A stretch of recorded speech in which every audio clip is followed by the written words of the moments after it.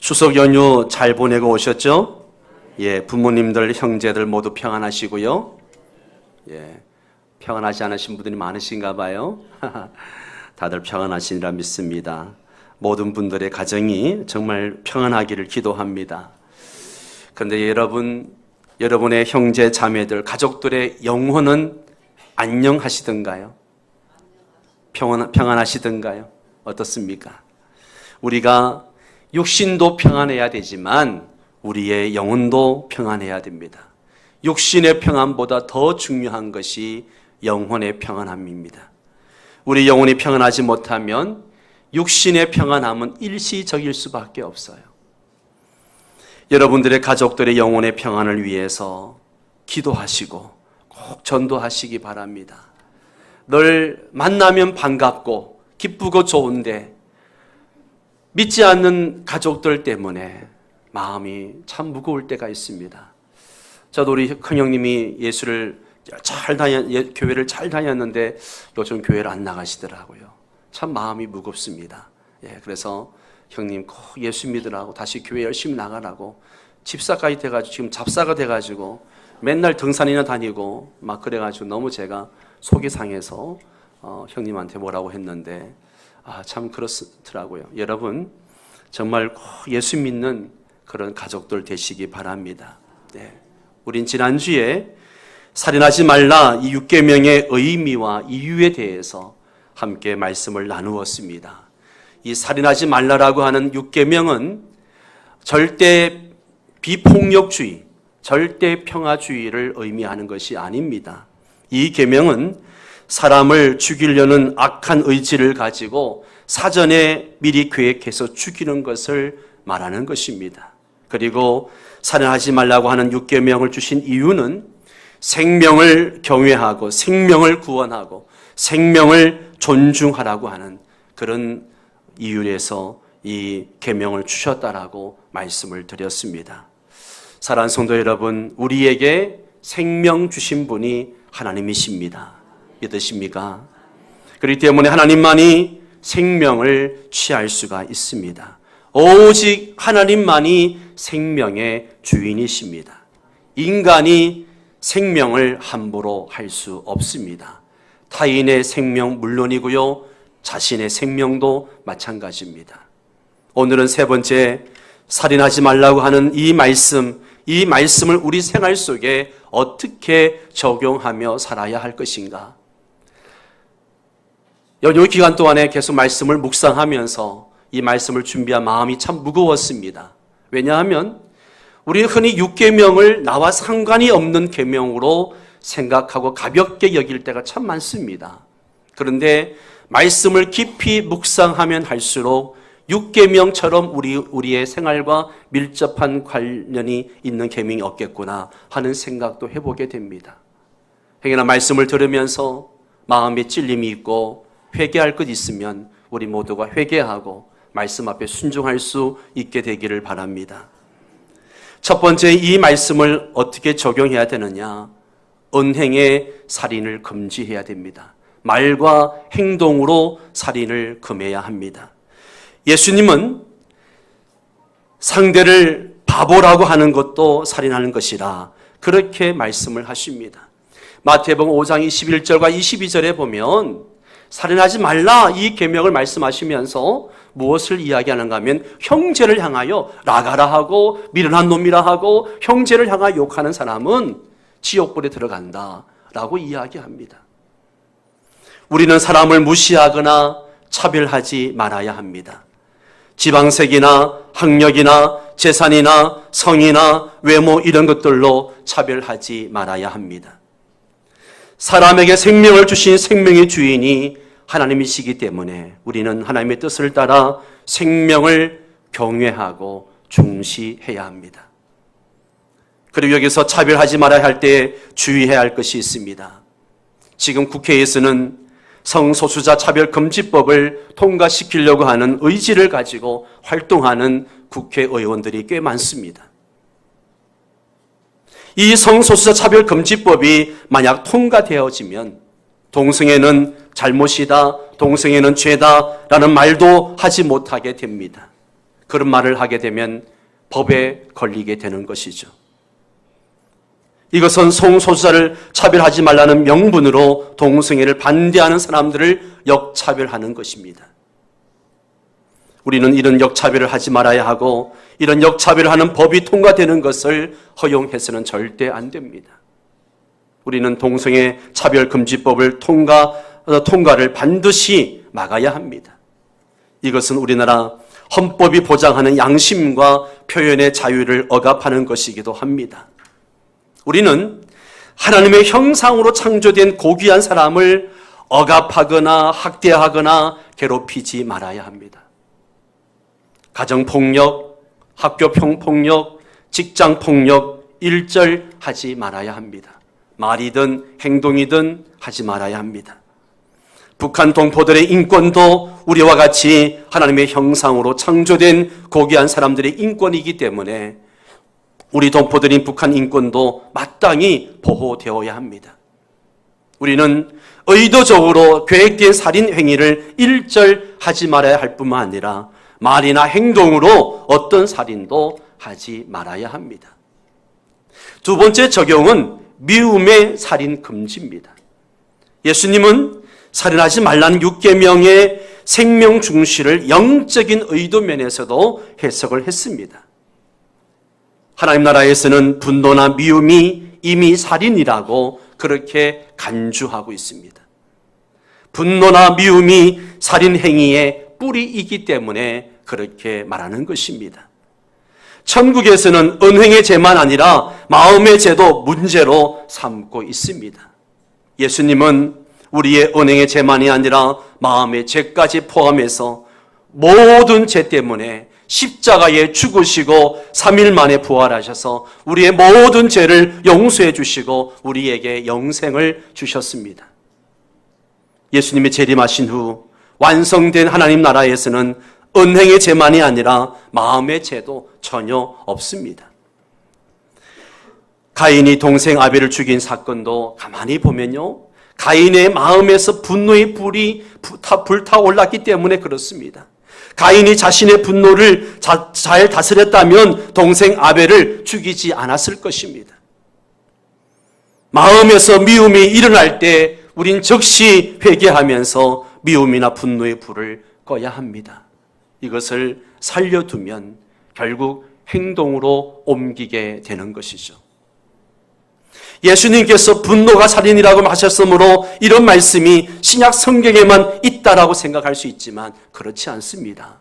구약 성경에도 이런 말씀이 있습니다. 레위기 19장 16절 17절에 보면 이런 말씀이 있습니다. 너는 내 백성 중에 돌아다니며 사람을 비방하지 말며 내 이웃의 피를 흘려 이익을 도모하지 말라. 나는 여호와이니라. 같이 읽습니다. 너는 내 형제를 마음으로 미워하지 말며 내 이웃을 반드시 견책하라. 그러면 네가 그에 대하여 죄를 담당하지 아니하리라. 아멘. 형제를 마음으로 미워하는 사람이 있으면 너는 그 사람을 찾아가서 그 죄를, 그 미워하는 것을 책망하라는 겁니다. 미움과 분노는 살인의 시작된 살인인 것입니다. 오죽하면 사람을 죽이겠느냐 하지만 어떤 경우에도 악의적인 마음의 살인도 하지 말아야 합니다. 여러분, 복수는 하나님께 맡겨야 합니다. 우리가 복수하면 정당한 복수를 하지 못하지만 하나님께 맡기면요, 하나님은 모든 것, 은밀한 것까지 다 아시기 때문에 정의롭게 복수해 주십니다. 우리는 일체의 복수를 하나님께 맡기고 원수까지 사랑하고 원수를 위해 축복기도 해야 합니다. 우리는 악을 악으로 갚지 말고 선으로 악을 갚아야 합니다. 여러분, 우리는 피스메이커가 돼야 돼요. 살인하지 않는 것으로 만족하지 말고 생명을 최대한 중시해야 합니다. 형제와 화해하는 것이 예배보다 우선입니다. 나는 잘못한 것이 없는 것 같아도 상대가 내게 원한이 있다고 생각이 나면 예배를 드리기 전에 먼저 가서 화해부터 하라고 말씀하고 계십니다. 화해하지 않고 드리는 예배는 인간과 인간의 관계를 막고 하나님께 올라가는 예배도 막아버리기 때문에 중요하다라고 말하는 것이죠. 화해하지 않고 그대로 내버려 둔다면 분노나 원한이 결국은 살인으로 나아갑니다. 우리는 우리의 분노나 원한, 다른 사람의 분노와 원한 그대로 내버려 두면 안 됩니다. 특별히 가장 가까운 가족끼리의 원한과 분노는요, 반드시 예수 그리스도의 십자가 앞에서 회개하고 청산하고 서로 화해를 해야 합니다. 화가 화를 부르고 미움이 미움을 부르기 때문에 그렇습니다. 명절 때에 늘 가족들끼리 만나면 행복하고 즐겁고 좋으면 얼마나 좋습니까? 그러나 뉴스를 보면 안타까울 때가 너무 많습니다. 어제도 아들에게 재산을 물려주고 자기는 안 줬다고 해가지고 이제 선물 보따리 대신에 병에다가 휘발유를 넣어가지고 뿌려서 집을 불태워버리는 이런 사건도 봅니다. 담배꽁초 하나가 온 산을 태워버리는 것이죠. 한 가족의 미움이 가족을 죽이는 행위살인으로 갈 수 있습니다. 분노가 한 가정을 쑥대밭으로 만들 수도 있습니다. 여러분, 행여나 여러분 가운데 마음에 가족들에 대한 미움과 분노가 있다면 이 시간 주님의 십자가 앞에 그것을 회개하고 용서하고 화해할 수 있게 되기를 바랍니다. 이것은 용기가 있어야 돼요. 용기가 있어야 됩니다. 그냥은 못합니다. 그럴 때 하나님 나에게 용기를 주셔서 이 미움이 더 이상 자라지 않게 해주시고 화해할 수 있게 해달라고 결단하고 기도하시기 바랍니다. 온유한 마음으로 나의 죄와 상대의 죄를 반드시 회개하고 청산해야 합니다. 세 번째는 낙태 회개와 근절입니다. 살인하지 말라, 이것을 어떻게 적용해야 되느냐? 낙태 회개와 근절입니다. 예수원의 대천덕 신부가 지금은 고인이 되셨습니다마는 이분이 천국 가시기 전에 한국 교회에 강력한 경고를 한 가지 했습니다. 그게 무엇인가 하면 한국 교회가 낙태죄를 회개하고 낙태를 근절해야 된다라고 경고를 했습니다. 그러면서 만약에 한국에 다시 전쟁이 일어난다면 그것은 바로 낙태죄를 회개하지 않았기 때문이다 라고 경고를 했습니다. 우리나라는 낙태율 세계 1위입니다. 1994년 한 해 낙태 건수가 154만 건, 2005년에 34만 건, 2010년에 17만 건. 여러분 점점 줄어들고 있다고 생각하십니까? 그렇지 않습니다. 산부인과 종사자들과 대화를 해보면 그렇지 않다는 금방 알 수 있습니다. 낙태가 불법이기 때문에 병원들이 제대로 보고를 하지 않고 또 현금 거래를 통해서 수술을 하기 때문에 보고가 되지 않는다라고 하는 것입니다. 그냥 보도 자료에 근거해서 2010년에 17만 건이라고 해도 우리나라 낙태 건수가 인구 비례해서 볼 때 세계 1위라고 하는 통계가 나옵니다. 여러분 한번 생각해 보십시오. 1년에 150만 건, 150만 명이라고 해도 10년이면 1,500만 명, 20년이면 3천만 명의 무고한 태아를 죽이는 것이죠. 엄청난 살인인 것입니다. 낙태만 막아도 우리나라의 저출산 문제 다 해결될 수 있습니다. 저는 낙태 문제를 가지고 설교 준비하면서 마음이 참 무거웠습니다. 우리는 개인적으로, 교회적으로 낙태를 막을 수 있는 조치를 취해야 합니다. 출애굽기 21장 22절에서 25절에 보면 이런 말씀이 있습니다. 사람이 서로 싸우다가 임신한 여인을 쳐서 낙태하게 하였으나 다른 해가 없으면 그 남편의 청구대로 반드시 벌금을 내되 재판장의 판결을 따라 낼 것이니라. 그러나 다른 해가 있으면 값되 생명은 생명으로, 눈은 눈으로, 이는 이로, 손은 손으로, 발은 발로, 된 것은 된 것으로, 상하게 한 것은 상함으로, 때린 것은 때림으로 갚을지니라.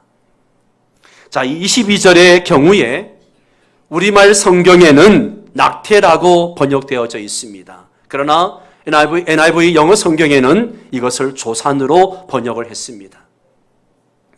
조산의 고통 외에 산모나 태아나 혹은 양자에게 다른 피해가 없을 경우에는 벌금형으로 처리하면 된다는 겁니다.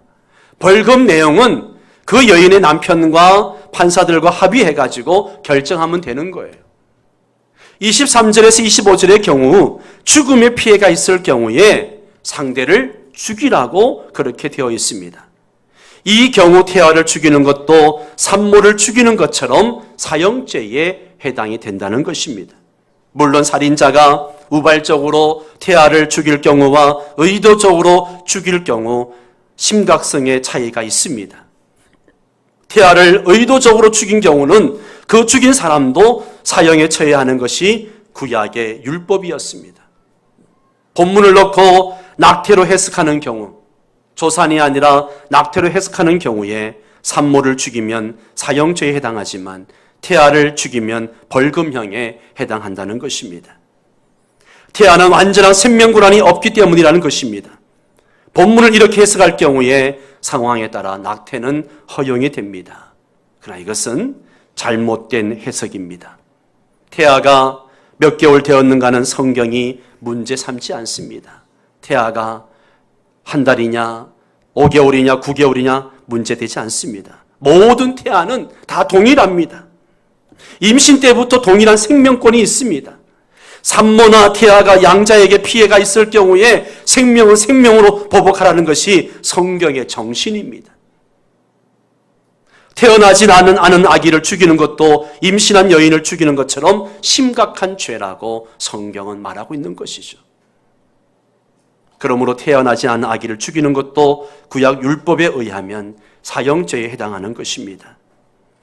시편 139편 13절 16절까지를 보면 다윗은 태아도 완전한 인간이라고 고백하는 것을 봅니다.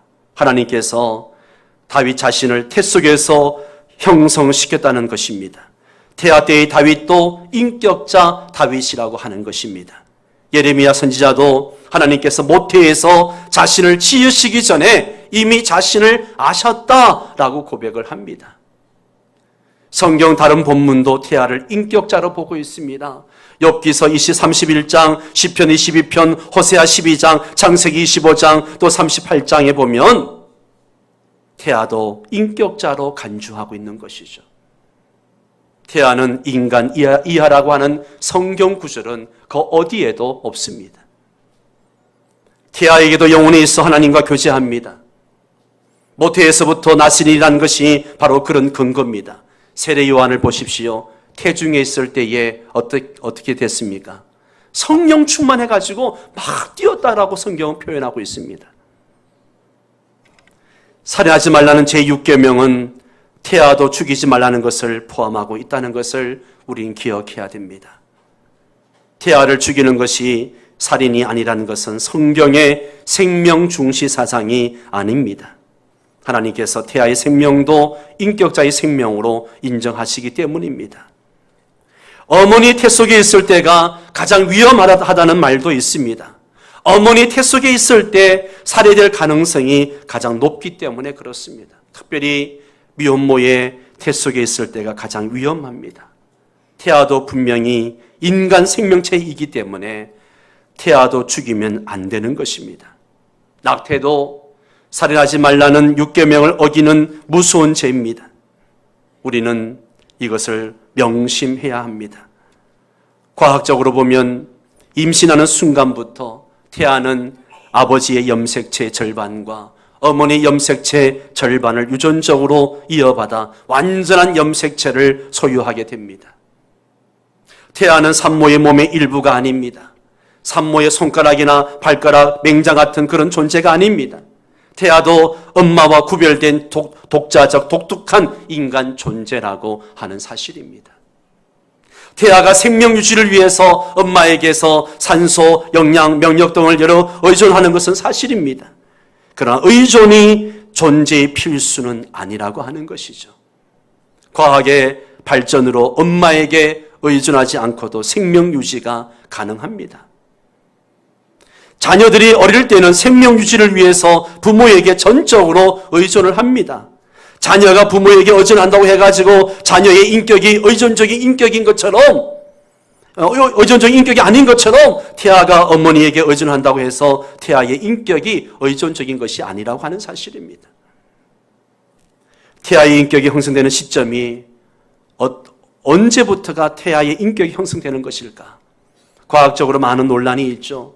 심방박동이 파악될 때, 아니면 뇌파가 파악되는 순간, 또 감각을 느끼고 고통을 느끼는 순간 여러 시점들이 제한되어지지만 이 중 어느 것도 태아의 인격이 형성되는 시점으로 적합하지가 않습니다. 모태에 있는 태아를 성경은 모두 인격체로 보고 있다라고 하는 사실이죠. 인격체로 인정되어야 인권이 인정되기 때문에 인격이 인정되는 것이 매우 중요합니다. 태아는 어느 시점에서도 이미 인격체이기 때문에 인권이 있는 겁니다.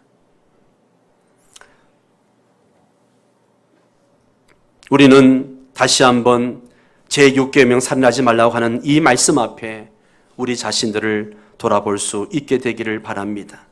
네 번째는 안락사와 자살을 금지해야 한다는 것이죠. 이것도 우리가 적용해야 될 부분이라고 저는 생각합니다.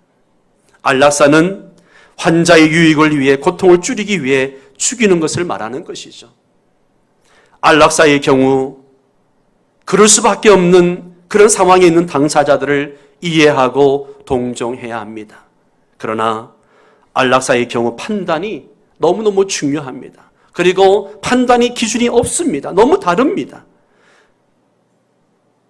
하나님은 삶의 질에 근거해가지고 생명의 권한을 제한하시지 않으셨습니다.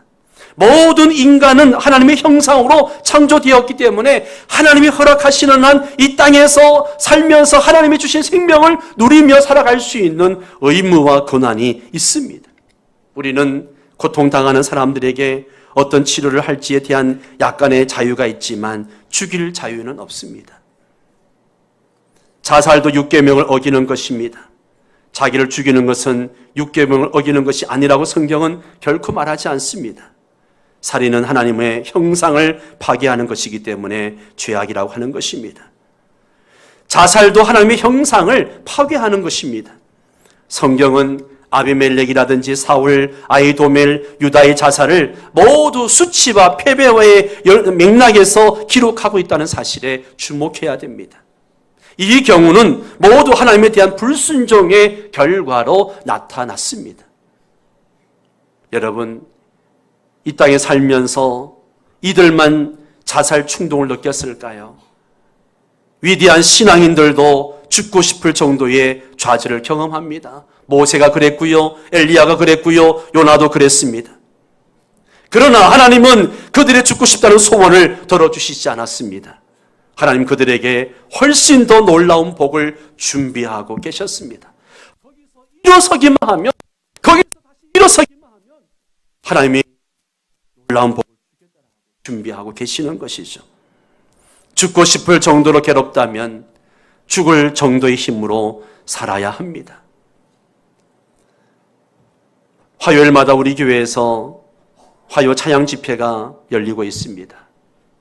외부 찬양 단체가 와서 찬양 집회를 하는데 거기에 한 형제가 참석하는 형제가 있습니다.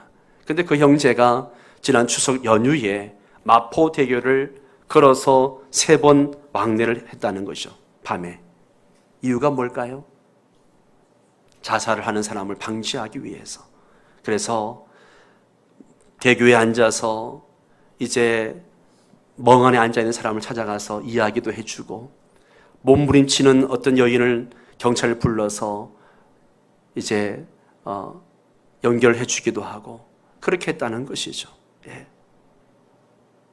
여러분, 죽을 정도의 힘을 다해 살다가 보면 하나님은 우리에게 놀라운 복을 주십니다. 자살할 정도로 심각한 슬픔이라든지 당황스러움이라든지 고통이라든지 좌절, 우리가 이런 것들은 이해해야 하고 또 그런 사람을 특별히 돌봐드려야 되고 우리가 관심을 가져야 합니다.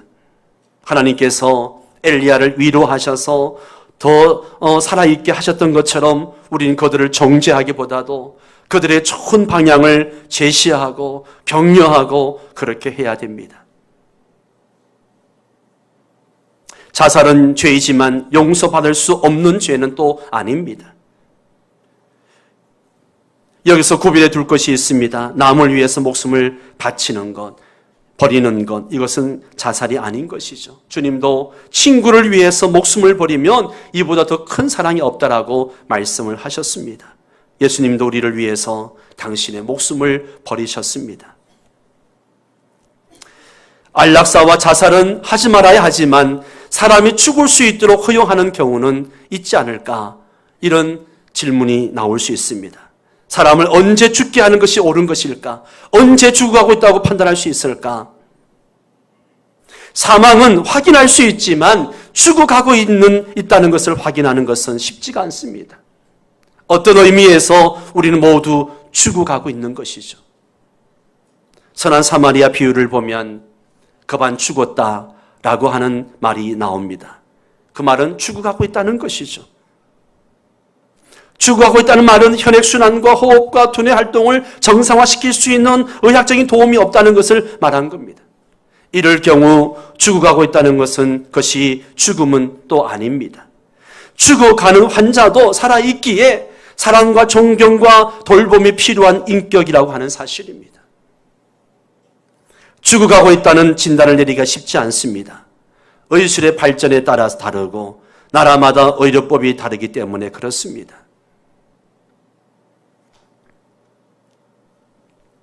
생명유지 장치로 생명유지된 환자가 수십 년 후에 건강하게 깨어날 수도 있고 특별히 치료한 환자가 회복될 수 있다는 것을 우리는 잘 모르기 때문에 우리 마음대로 생명을 결정할 수가 없는 것이죠. 우리는 이 부분을 기도하면서 신중하게 결정해야 될 필요가 있습니다. 특별히 노인들과 환우들이 피해를 보지 않도록 최대한 법적 제도적 장치를 마련해야 되고 최대한 신중하게 우리는 이 부분에서 결정을 해야 하는 것이죠. 마지막으로 살인하지 말라 한 이 말씀의 의미가 적용이 무엇이냐? 한마디로 생명 보존에 최선을 다하라는 것입니다.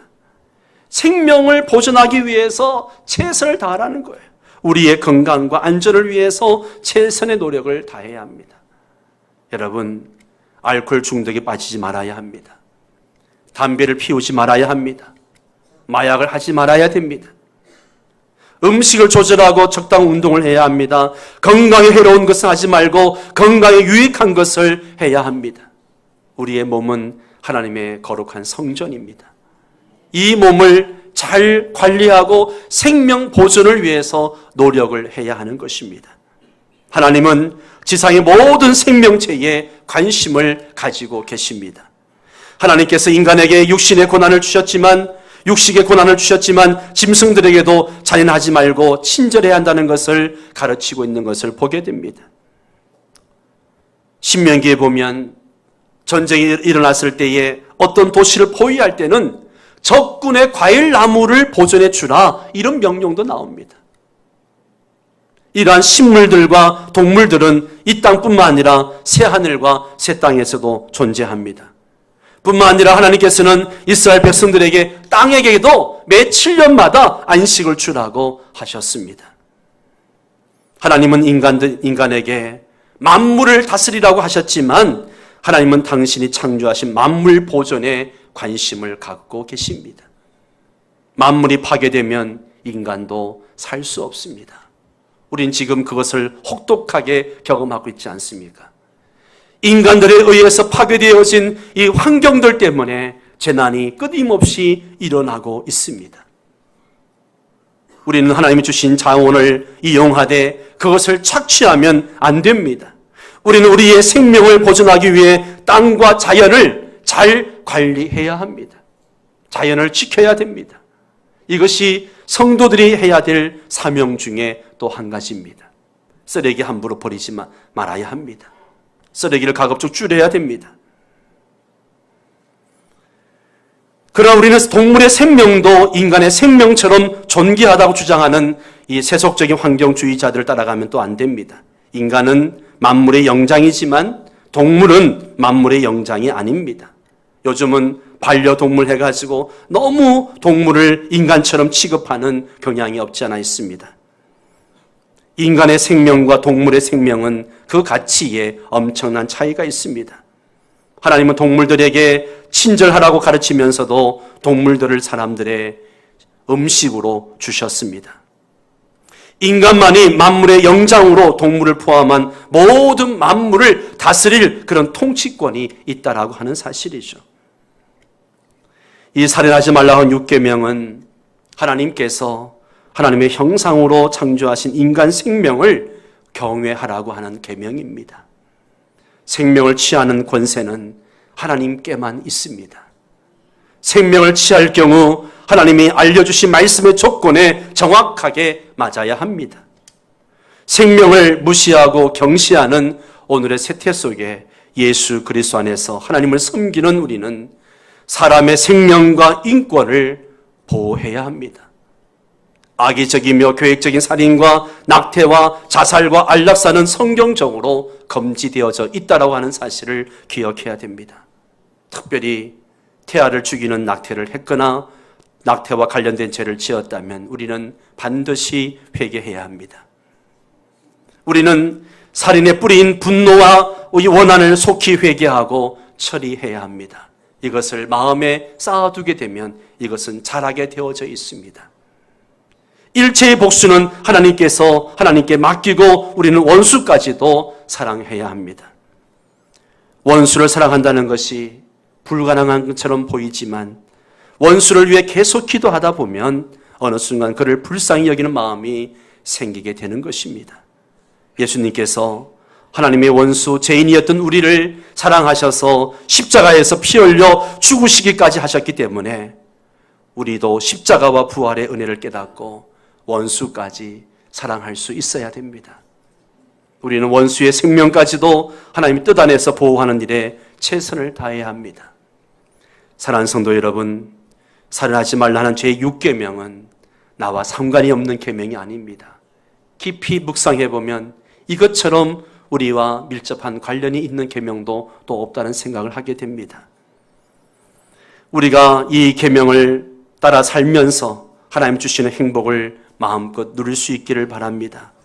출애굽기 20장 6절 말씀을 함께 읽고 기도하겠습니다.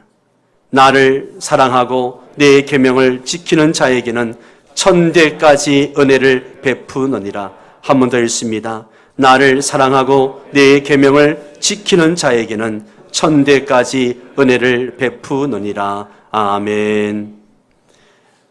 우리 함께 기도하기 원합니다. 이 시간 제6계명 살인하지 말라 적용 부분을 함께 나누었습니다. 우리의 가슴에 깊이 손을 올리고 생각해 보십시오. 내 안에 미움과 분노가 없는가? 형제를 향한 미움과 분노는 살인죄에 해당하는 것이라 하나님은 말씀하십니다. 낙태 역시 마찬가지입니다. 우리 함께 이 시간에 우리 자신을 돌아보면서 함께 회개할 것 있으면 회개하고 하나님의 앞에 은혜를 구하며 나아갈 수 있기를 원합니다. 기도하겠습니다.